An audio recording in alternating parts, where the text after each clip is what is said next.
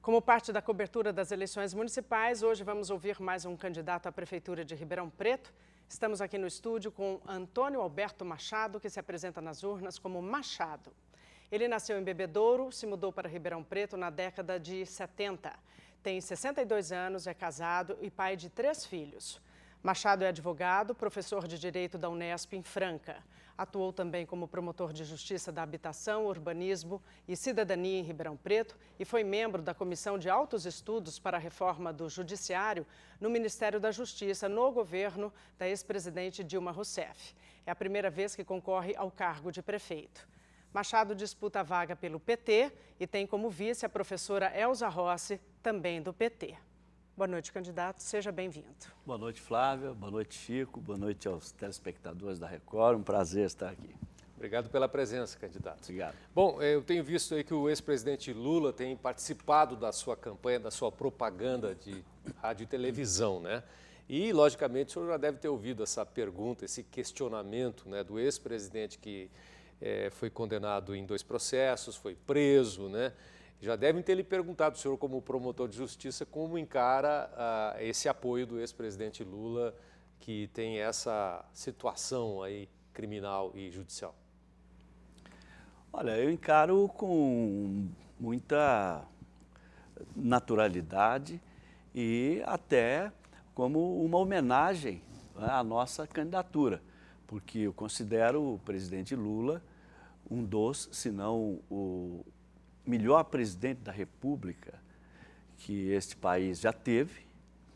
E com relação às condenações do Lula, depois que vieram à tona algumas revelações de como a Operação Lava Jato atuou de maneira parcial, de maneira tendenciosa e violando sucessivamente, seguidamente a lei e a Constituição, isso ficou claro depois das revelações do Intercept Brasil, né?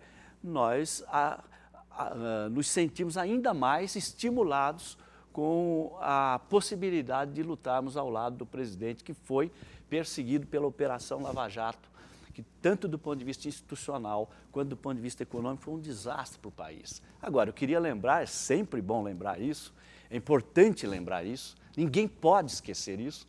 O presidente Lula foi condenado no primeiro e mais rumoroso processo pela prática de atos indeterminados, com base em provas indiretas, que o próprio juiz Sérgio Moro disse que eram indiretas. Ele proferiu a sentença em Curitiba, correu para São Paulo para dar uma entrevista para a Folha de São Paulo e disse que eram provas indiretas, e os acusadores foram mais longe, disseram que não tinham provas, tinham convicção. Portanto, se for permitido acusar alguém pela prática de atos indeterminados, com base em provas indiretas e em provas que a acusação considera inexistentes, eu sou capaz de condenar até o Papa, até a Madre Teresa de Calcutá. Candidato, falando ainda do PT, do partido, faz 16 anos que o PT não ocupa a Prefeitura de Ribeirão Preto.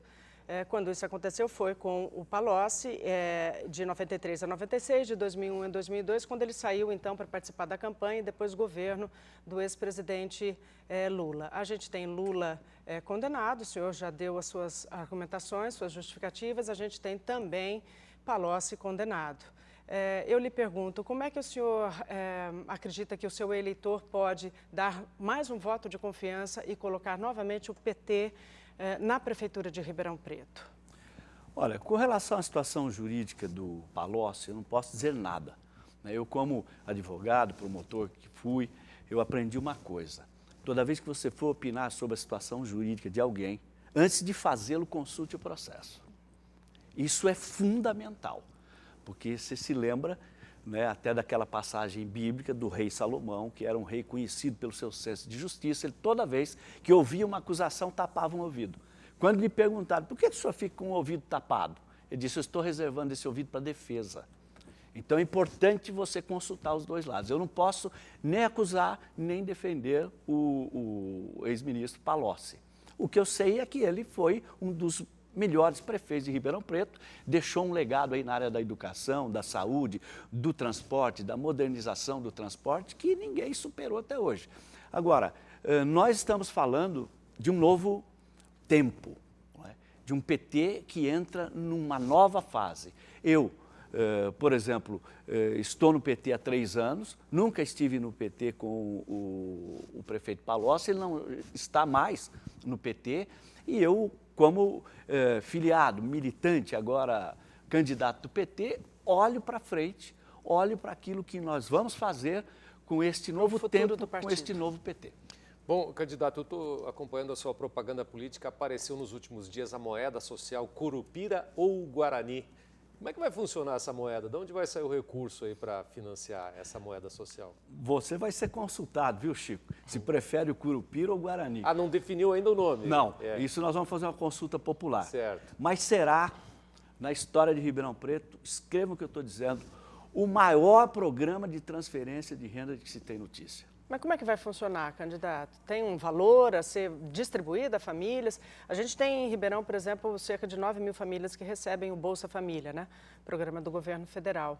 Serão as mesmas famílias, outras famílias?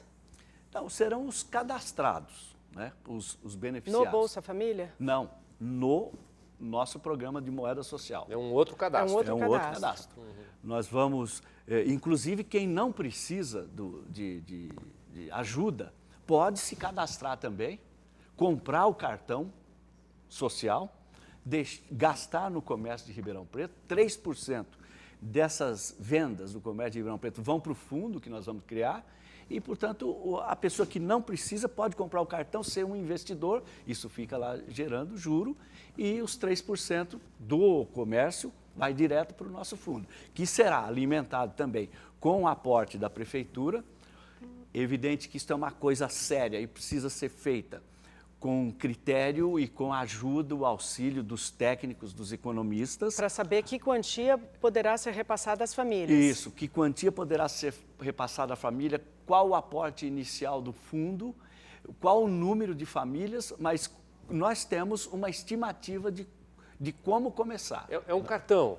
Seria um cartão de crédito para a pessoa cadastrada, ficaria de posse desse cartão com um crédito. Isso, dinheiro. com crédito. E aí, se outra pessoa que não é necessitada quisesse ajudar, ela poderia adquirir esse cartão de crédito? Adquirir esse cartão, em vez de deixar o dinheiro no banco, né, os nossos empresários com quem nós contaremos para ter também uma ação social, compram esse cartão, ele fica neste fundo, né, e esse empresário compra aqui. Mas qual é a estimativa de pessoas beneficiadas, de valores a serem distribuídos? Bom, a estimativa é de início 10.000 famílias.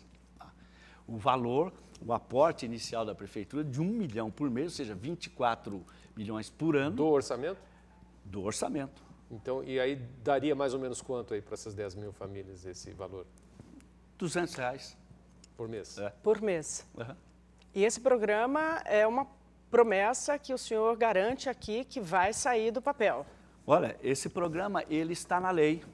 Ele já saiu do papel em Maricá, nos 2 governos do PT. Ele existe em Ribeirão Preto. Ribeirão Preto já teve o Banco do Povo em um programa semelhante, uma lei de 1995. De modo que o nosso programa é um programa mais ousado, é um programa mais moderno. Mas ele não é assim tão inédito. Nós já temos uma base do que foi feito, de como fazer, e vamos implantar este programa de transferência de renda com a moeda social representada no cartão. Em vez do dinheiro, da moeda, é um cartão de crédito. Na estimativa seria já implantado, por exemplo, é possível num primeiro ano de governo ou vai precisar abastecer esse fundo com um pouco mais de tempo? Não, é possível já no primeiro ano, com 24 milhões. Isso é nada perto do orçamento de Ribeirão Preto, que é um orçamento de 3 bilhões e meio. Uma receita direta de 1.800 bilhões, sem contar os repasses do governo estadual, do governo federal, convênios, etc. 24 milhões é nada e nós começamos fazendo isso. Nós vamos fazer isso. Isso é perfeitamente possível sob qualquer aspecto, logístico, econômico. Nós vamos fazer isso. Isso é um ponto sem ajuda de honra governo do nosso programa. Estadual ou federal. Isso depende única e exclusivamente da prefeitura. A ajuda, para começarmos com 24 milhões do nosso orçamento tranquilamente. Agora, está previsto em lei o repasse do governo federal, do governo estadual para fundos como esse, além da contribuição, do depósito, né, do aporte da iniciativa privada e o nosso da prefeitura. Candidato, sobre transporte, a gente tem a Transerp, que gerencia o transporte e o trânsito, que é uma empresa de economia mista. E para a população uma caixa preta, tem acionistas ali da iniciativa privada, pessoas físicas, né? O senhor pretende manter essa configuração ou existe alguma maneira jurídica de transformar a Transerp? Olha, eu considero a Transerp, a Coab e as outras empresas públicas que nós temos aqui, ou autarquias como o CETEP e o Sasson, eu considero patrimônio do povo de Ribeirão Preto.